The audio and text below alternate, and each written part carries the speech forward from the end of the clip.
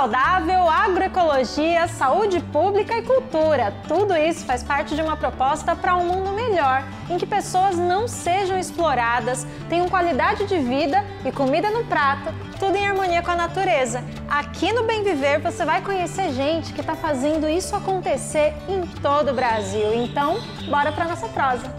Festa do Pinhão! Hoje a gente vai dar um espaço todo especial para esse alimento delicioso e abundante no inverno. Já imaginou assar um bolo com o calor do sol? Você vai ver como isso é possível no momento agroecológico. A gente também vai falar sobre soberania alimentar e questões ambientais com a entrevista do Frei Sérgio Gorgen. E não é só isso, tem muito mais. Para saber tudo, fica com a gente que o Bem Viver tá só começando. É junho e a gente não cansa de lembrar de São João, né, gente? Claro, muita coisa boa acontece nesse período, como a oportunidade de comer pinhão. Que delícia, né? Quem deixou de herança pra gente o hábito de comer a semente do pinheiro foram os indígenas e hoje ele é um elemento importante não só da nossa culinária, mas também da cultura, principalmente no sul e sudeste do país. E além de tudo isso, ele ainda faz muito bem à saúde. Quer ver como? Olha só!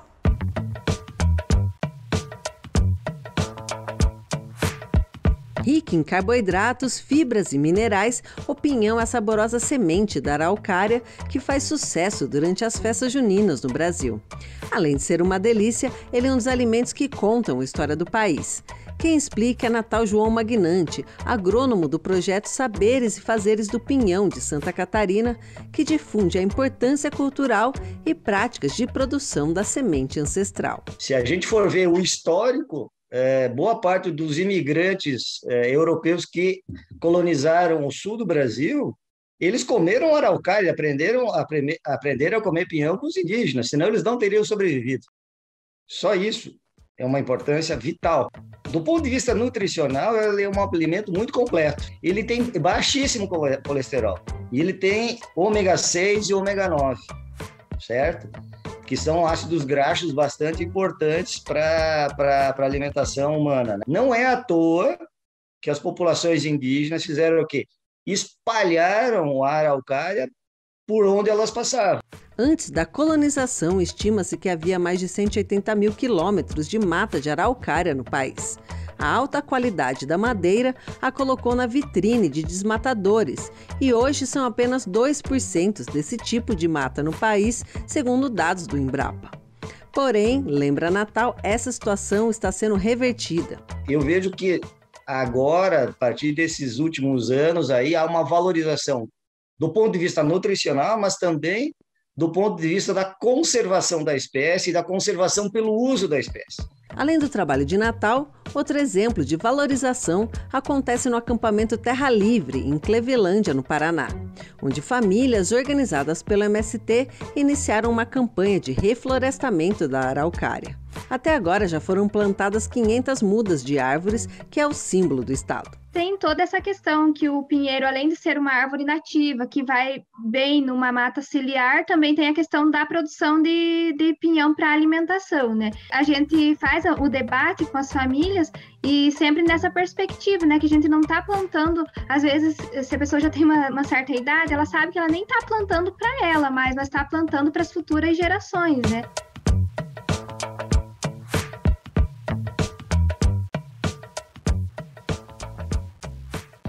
É muito rico acompanhar o ciclo da natureza pela alimentação, né? E aqui a gente sempre fala dos benefícios de comer os alimentos de época, então aproveita que daqui até o fim do inverno dá para comer muito pinhão. E já que é assim, vamos para mais uma receita com pinhão. A Letícia Massula, gente, nossa cozinheira sempre maravilhosa, vai ensinar um risoto de pinhão que para mim cai super bem num jantar aconchegante com a família. Letícia, é com você.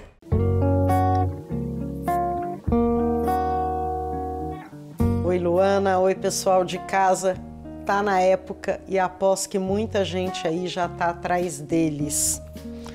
Os pinhões, esse lindo presente das majestosas e jurássicas araucárias, essa árvore maravilhosa, original aqui do Brasil. E é com eles que eu vou fazer um delicioso e cremosíssimo risoto. Quer aprender? Então vem comigo.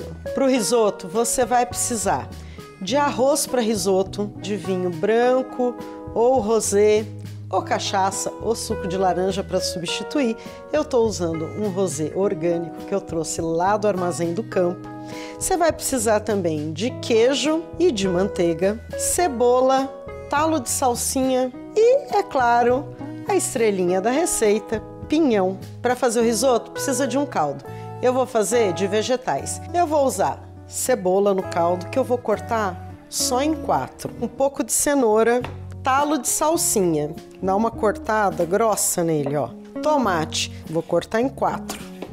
Vou usar um pouquinho de alho. Coloquei, dei uma amassadinha para expor as polpas. Eu vou acrescentar aqui as especiarias. Eu tenho aqui um pouquinho de louro também, de tempero. Eu tenho grão de pimenta preta e eu tenho cravo da Índia. Tudo isso vai entrar no meu caldo. O que não vai entrar no caldo de jeito nenhum? Sal. O sal a gente vai colocar na receita. Quando eu estiver fazendo o risoto, vai ter o sal do risoto. E agora eu vou colocar a panela lá no fundo no fogão. Ele vai ferver.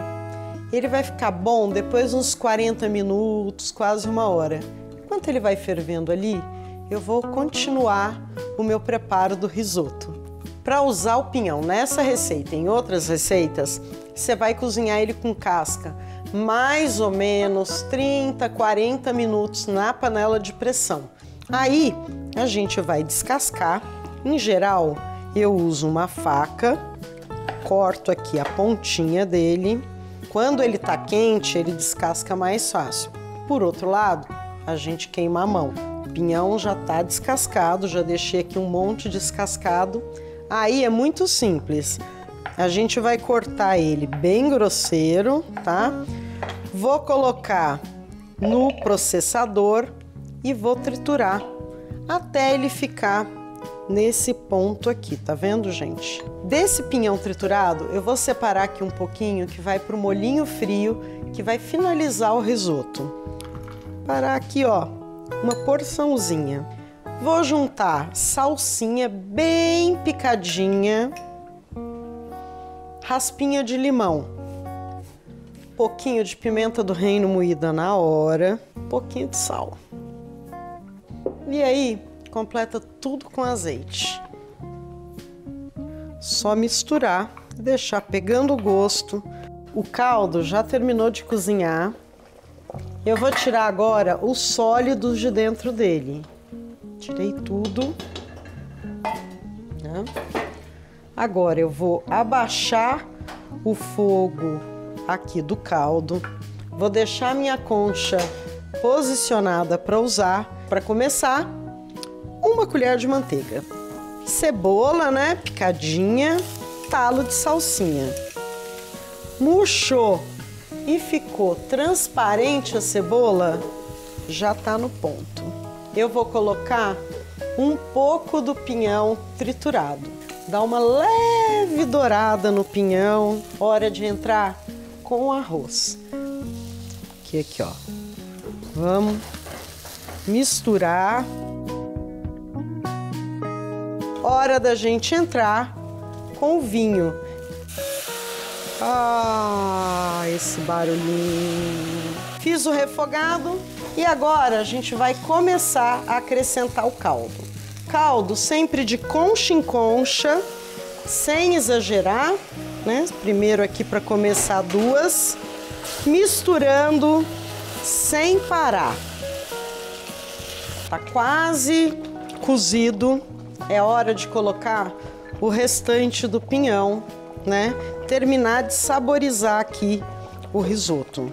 Vou colocar aqui, ó, bastante, afinal de contas, o nosso risoto é de pinhão, né? Vou misturar. Agora eu vou desligar a minha panela de arroz e vou finalizar com o restante da manteiga e com o queijo, que é para dar a montada final no risoto. Ó, o queijo, eu tô usando aqui queijinho Minas e com a manteiga e o queijo eu tô fazendo aqui a cremosidade final. O risoto já tá pronto. Só vou dar uma última testadinha no sal, depois de colocar o queijo. Se for preciso, coloco mais uma. Gente, tá tudo perfeito. Chegou a hora de servir aqui o risoto.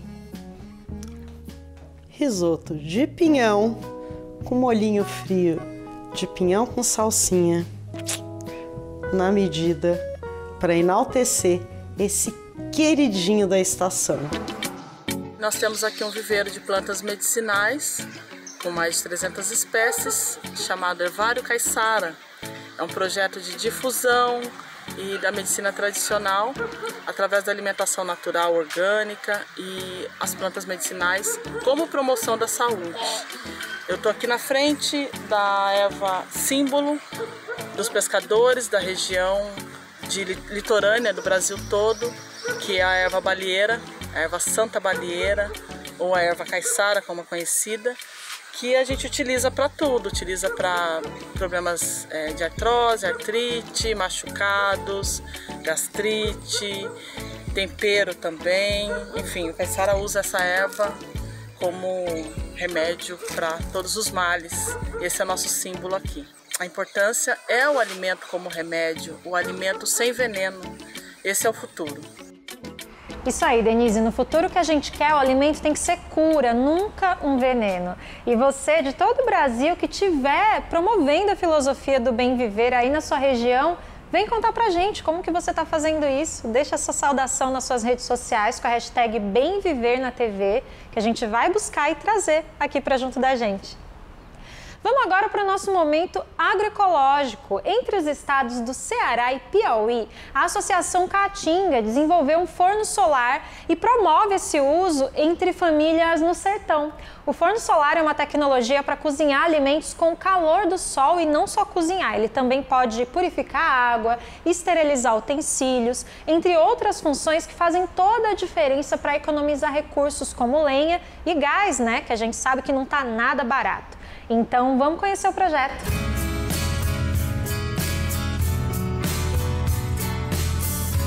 O sol forte do sertão pode ser um aliado na hora de preparar alimentos. Com o forno solar desenvolvido pela Associação Caatinga, é possível cozinhar sem gastar lenha, carvão ou gás. O equipamento é feito de fibra de vidro, isopor e uma caixa de madeira revestida de alumínio. O nosso modelo de forno solar ele é diferente dos modelos que encontramos disponíveis na internet. Muitos têm dicas de materiais mais baratos, ou até mesmo de papelão, mas nós vimos um problema que é a durabilidade, porque ele é tanto resistente a cupim, né, ele é fibra de vidro, então não vamos ter problemas com cupim, e também a questão da chuva, que ele pode pegar, de vez em quando, um pouquinho de chuva, e quando for madeira, ele vai estragar. Se for papelão, ele não vai ter durabilidade. A associação é mantenedora da Reserva Natural Serra das Almas, que fica entre os estados do Ceará e do Piauí. A organização desenvolve uma série de projetos ecológicos com as comunidades que vivem no entorno. O trabalho com forno solar começou há 10 anos. Até agora, mais de 170 equipamentos foram distribuídos. Teve um pouquinho de resistência, as pessoas têm esse imaginário que se alguma coisa for aquecida pelo sol, estraga, né? Mas realmente é isso mesmo. No sol, temperatura ambiente vai estragar qualquer alimento. Porém, dentro do forno solar, como ele aquece até 150 graus, então você consegue cozinhar qualquer alimento. Para o forno solar ser bem eficiente, é preciso colocá-lo em uma posição em que o sol bata de frente. E o ideal é usar panelas pretas. Dona Maria Elisete foi uma das pessoas que ganhou o equipamento. Ela usa para fazer bolo. Em média, são 2 por semana. E quando a gente vai preparar o bolo, a gente bota logo o forno lá no sol, para ele ir aquecendo. Quando você termina de preparar a massa, que está na forma prontinha para assar, o forno já está lá quentinho. A gente bota lá assim vamos supor, se eu colocar de 8 para as 9 horas, quando for 12 horas, tendo bastante sol, o bolo está assado. Economiza muito gás. Graças a Deus, depois do forno solar, eu faço meus bolos no forno solar. Porque se eu fosse, já pensou, eu fosse fazer tudo no fogão a gás? Quanto que eu não saía gastando por mês em bujão? E economiza muito, muito. Então nós temos relatos de algumas pessoas que usam para aquecer algumas coisas, exemplo, aquecer uma mamadeira, aquecer a cera de mel de abelha para colocar em caixas, então era uma coisa que ia gastar ali ou gás ou lenha, então conseguir adaptar, ou algumas famílias que já falaram que conseguem levar para a roça, porque aí no momento que iam almoçar, colocava o forno solar para aquecer a comida, então não ia comer mais, né, a sua marmitinha ali meia fria.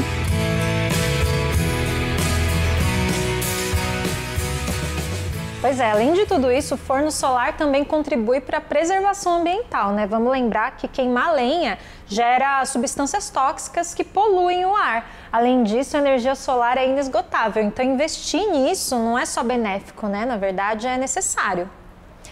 Vamos falar agora de um assunto sério, muito triste e revoltante. O Brasil está de volta ao mapa da fome, ou seja, aquela relação feita pelas Nações Unidas de países com mais de 5% da população ingerindo menos calorias do que o recomendável. Nós tínhamos deixado esse mapa em 2014 e estamos de volta com um número vergonhoso de 19 milhões de pessoas passando fome hoje no Brasil, ou seja, 9% da nossa população. Esses são os dados mais recentes de um estudo da Rede Brasileira de Pesquisa em Soberania e Segurança Alimentar e Nutricional. Nosso quadro de entrevista de hoje é um manifesto contra essa situação inaceitável. Nós trouxemos o Frei Sérgio Gorgen, um dos ativistas mais importantes do Brasil na área da soberania alimentar.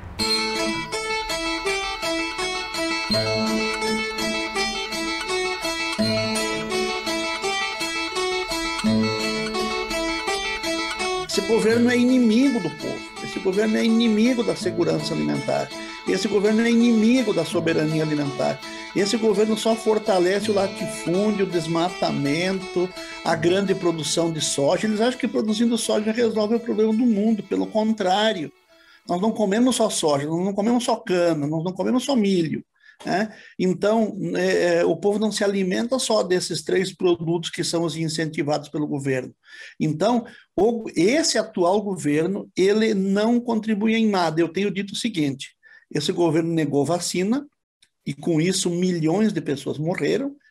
Agora, ele nega alimento, ele nega as condições dos pequenos produtores produzir alimento, porque não tem crédito, não tem apoio, não tem garantia de comercialização, então não tem comida na mesa do povo.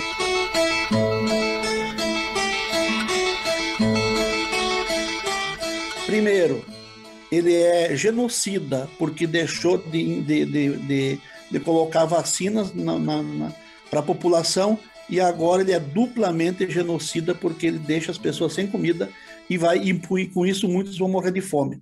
Tem uma perversidade nisso, porque na questão da falta de vacina, a maior perda de vida foi de pessoas idosas. E normalmente a fome mata crianças, então nós vamos voltar a ter muita mortalidade infantil por causa da fome que está batendo nas portas das famílias brasileiras.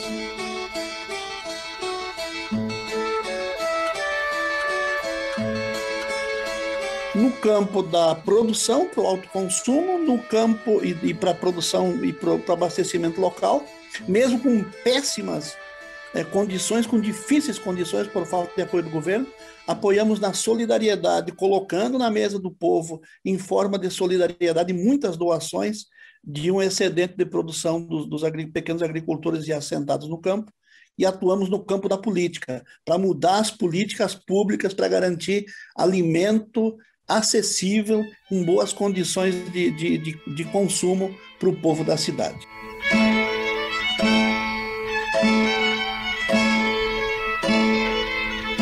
Os camponeses, os indígenas, os quilombolas são por vocação preservacionistas.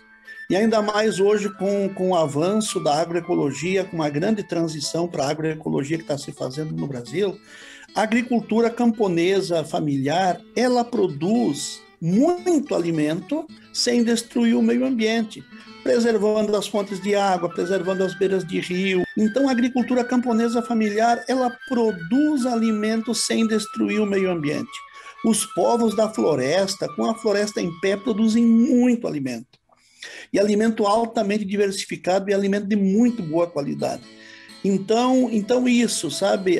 O que o agronegócio não consegue fazer é isso. O agronegócio tem uma contradição. Para produzir, destrói. E a agricultura camponesa familiar, ela produz sem destruir. Ela produz em convivência, em harmonia com o meio ambiente.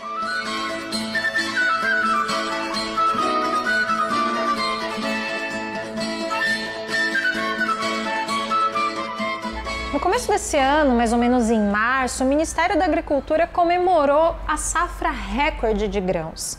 Agora vamos pensar como que aumenta a safra de grãos, tanto o lucro e ao mesmo tempo aumenta a fome dos brasileiros? Para onde está indo esse lucro? Não é para o prato das pessoas.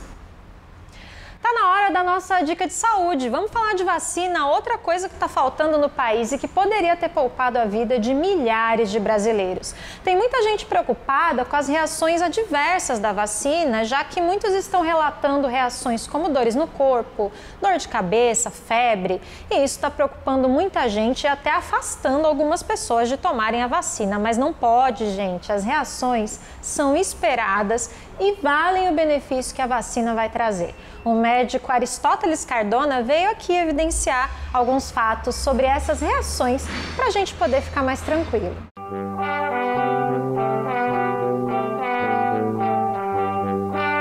Quando a gente fala em reação vacinal ou reação às vacinas, é importante a gente ter em mente, em primeiro lugar, que toda e qualquer vacina pode provocar reações. Com a vacina para a Covid-19 não seria diferente. E aí dentro dessas reações a gente tem dois grupos, digamos assim. O primeiro deles são as reações um tanto mais comuns, que são as reações locais, as reações que acontecem, por exemplo, no local da aplicação da vacina, onde pode ficar dolorido, pode ficar avermelhado, pode ficar um pouco edemaciado, um pouco inchado, como a gente fala. Esse geralmente é o sintoma mais comum. Um outro grupo de reações ou de sintomas relacionados às reações vacinais são aquelas reações em que a gente sente mais no corpo inteiro. Pode ficar o corpo dolorido, pode ter febre por um dia, 2 dias, pode ter um mal-estar, mas todas essas reações, acho que estão no primeiro e nesse segundo grupo, elas são muito comuns. Inclusive a gente pode utilizar, de uma maneira geral, remédios sintomáticos para aliviar a febre, avaliar a dor. E claro, se alguma coisa foge do comum, foge do esperado, é preciso avaliar. Mas essas reações são normais sim, e como eu falei, com a Covid-19, com a vacina para a Covid-19 não seria diferente. Claro que é ruim ter febre, sentir dores, mas gente, eu acho que isso não se compara com outras sensações como a de afogamento, por exemplo, de ficar sem ar, que é o que relatam as pessoas que passaram pelo sofrimento da Covid. A gente tem 500 mil pessoas mortas no Brasil. Então, por favor, tome a sua vacina e se tiver essas reações adversas, siga as orientações do médico para que você possa passar por isso com um pouco mais de conforto. Vamos mudar de assunto, falar de coisa mais leve, porque a gente precisa de esperança e de ver coisa boa acontecendo. Lá em Florianópolis tem gente que troca as férias de verão pelo inverno, sabia? Tudo para aproveitar a temporada da tainha, uma tradição tão importante e afetiva para a população que é reconhecida como patrimônio imaterial do estado de Santa Catarina.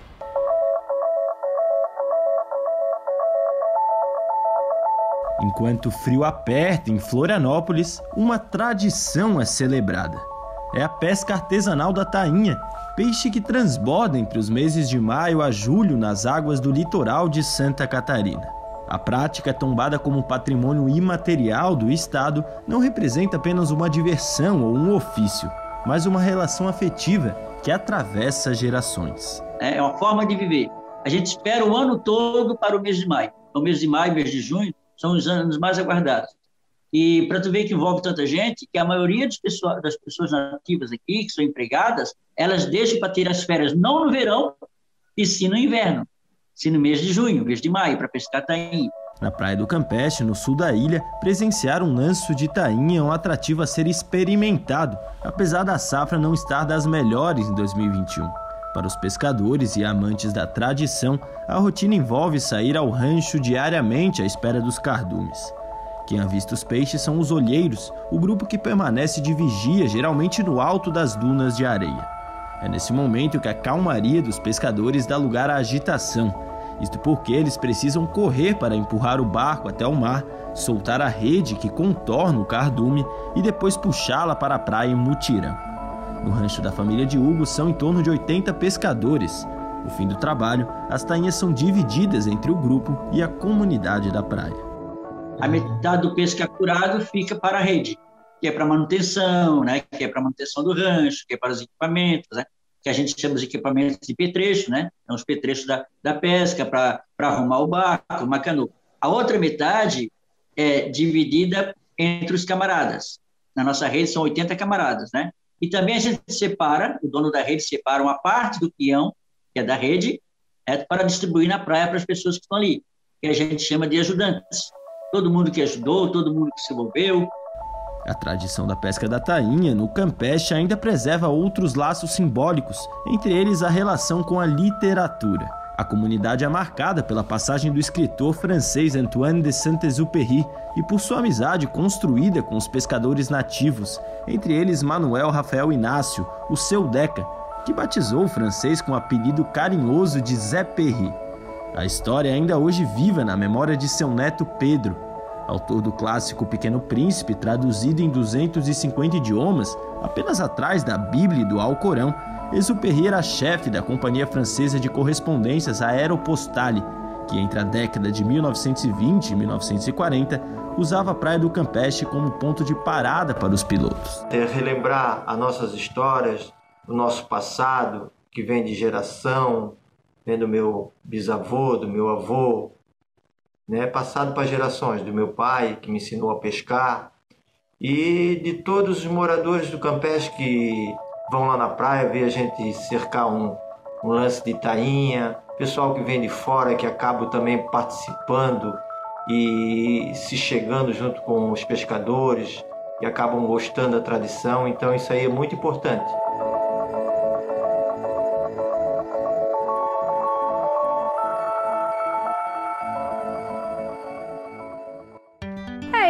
Chegamos ao fim de mais um Bem Viver. Muito obrigada por ter ficado aqui com a gente. Semana que vem tem mais aqui na TV. No rádio, o Bem Viver continua de segunda a sexta às 11 da manhã. No nosso site estão todas as informações sobre como sintonizar em todo o Brasil. É radio.brasildefato.com.br. Você também pode ouvir como podcast nas principais plataformas de áudio digital. Pode procurar por programa Bem Viver. Uma boa semana para você. Até logo. Tchau.